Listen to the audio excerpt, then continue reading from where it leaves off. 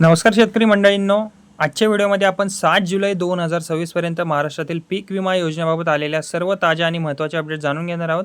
सध्या कोणत्या जिल्ह्यांमध्ये मुसळधार पाऊस सुरू आहे, कोणत्या भागातील शेतकरी पीक विम्याचा दावा करू शकतात, नुकसान झाल्यास नक्की काय करावे आणि सरकारने कोणत्या महत्त्वाच्या सूचना दिलेल्या आहेत, या सर्व प्रश्नांची उत्तरे तुम्हाला आजच्या व्हिडिओमध्ये मिळणार आहेत. म्हणून व्हिडिओ तुम्ही शेवटपर्यंत नक्की बघा. आता जी पहिली अपडेट आहे त्याविषयी सांगायचं झालं तर सर्वप्रथम हवामानाची महत्त्वाची एक माहिती आहे, ती म्हणजेच की महाराष्ट्रात मान्सून जोरात सक्रिय असून मुंबई, ठाणे, पालघर, रायगड, पुणे, सातारा, कोल्हापूर आणि कोकणातील अनेक भागांमध्ये मुसळधार ते अतिमुसळधार पाऊस सुरू आहे. अनेक ठिकाणी शेतामध्ये पाणी साचलेले असून पिकांचे नुकसान होण्याची शक्यता जास्त वाढलेली आहे आणि यामुळे आता पीक विमा दाव्यांबाबत शेतकऱ्यांची चिंता जी आहे ती आता सध्या वाढलेली दिसून येत आहे.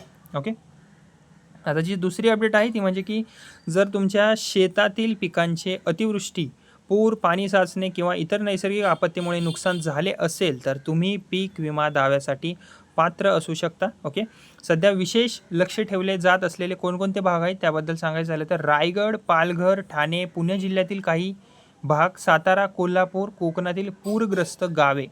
ओके, आणि या भागांमध्ये नुकसान झालेल्या शेतकऱ्यांनी विलंब कसलाही न करता आवश्यक प्रक्रिया जी आहे ती सुरू करावी, एवढंच मी तुम्हाला सांगेन. ओके, आता जी नंतरची अपडेट आहे ती आहे की कोणत्या पिकांसाठी नक्की विमा दावा लागू होऊ शकतो. ओके, तर जिल्हानिहाय अधिसूचनेनुसार नुकसान झाल्यास खालील पिकांसाठी तुम्हाला दावा करता येतो: सोयाबीन, भात, मका, तूर, बाजरी, मूग, उडीद, तीळ, कापूस.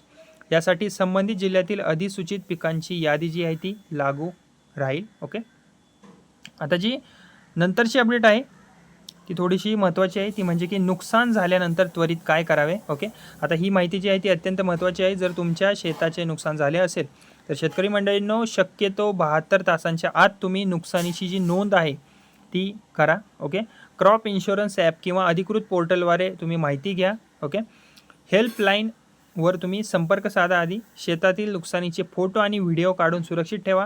कृषी सहाय्यक, तलाठी किंवा विमा कंपनीच्या प्रतिनिधींना तुम्ही त्वरित तुमची माहिती द्या सगळी. ओके, आता दावा केल्यानंतर ओके, आणि जो हेल्पलाईन नंबर आहे तो सुद्धा मी तुम्हाला सांगितलेला आहे इथे. ओके, इथं दिसत असेल तुम्हाला 14447. ओके, म्हणजेच की 1 3 वेळा 4 आणि नंतर 7 याच्यावर तुम्ही नोंदणी तुमची करू शकता. ओके, आणि क्रॉप इन्शुरन्स ॲप आणि कृषी रक्षक पोर्टल, ओके, यावर सुद्धा तुम्ही तुमची नोंदणी करू शकता. ओके, आता जी 5वी अपडेट आहे त्याबद्दल सांगायचं झालं तर दावा नोंदवल्यानंतर पुढे काय होते. ओके, याबद्दल सांगायचं झालं तर कृषी विभाग आणि विमा कंपनीचे अधिकारी जे आहेत ते शेताची पाहणी करतात, पंचनामा केला जातो. कागदपत्रांची पडताळणी पूर्ण झाल्यानंतर दावा जो आहे तो मंजूर झाल्यास भरपाई थेट पात्र शेतकऱ्यांच्या बँक खात्यात जमा केली जाते. ओके, आता 6वी जी अपडेट आहे ती म्हणजे की सध्या शेतकरी काय करत आहेत तर राज्यातील अनेक शेतकरी शेतातील साचलेले पाणी बाहेर काढत आहेत. सध्या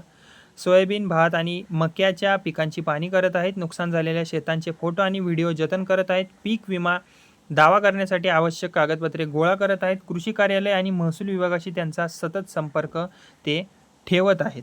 ओके, आणि एक महत्त्वाची माहिती 7 जुलै 2026 पर्यंत जे की मी तुम्हाला या अपडेटमध्ये सगळे सांगितलेले आहे. मुसळधार पावसामुळे अनेक जिल्ह्यांमध्ये पीक नुकसानीची शक्यता जी आहे ती वाढलेली आहे. नुकसान झालेल्या विमाधारक शेतकऱ्यांनी वेळेत दावा नोंदवणे अत्यंत आवश्यक आहे. अनेक भागांमध्ये पंचनामे आणि प्राथमिक पाहणी जी आहे ती सध्या सुरू आहे आणि राज्य सरकारने अद्याप कोणत्याही जिल्ह्यासाठी नवीन पीक विमा भरपाईची अंतिम यादी किंवा रक्कम जाहीर केलेली नाही आहे. म्हणून सोशल मीडियावर फिरणाऱ्या अप्रामाणिक संदेशांवर तुम्ही काही जास्त विश्वास ठेवू नका.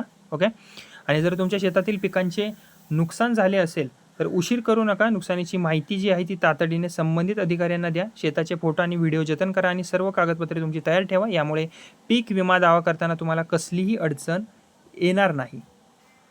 ओके, आणि व्हिडिओ तुम्हाला उपयुक्त वाटला असेल तर व्हिडिओला लाईक करा. इतर शेतकरी बांधवांपर्यंत ही माहिती नक्की शेअर करा आणि अशाच पीक विमा, हवामान अपडेट्स, PM किसान, नमो शेतकरी, कुसुम सोलार पंप, कर्जमुक्ती योजना आणि महाराष्ट्र शासनाच्या ताज्या शेतीविषयक अपडेटसाठी आपल्या बडी नावाच्या चॅनलला सबस्क्राईब करायला विसरू नका. धन्यवाद.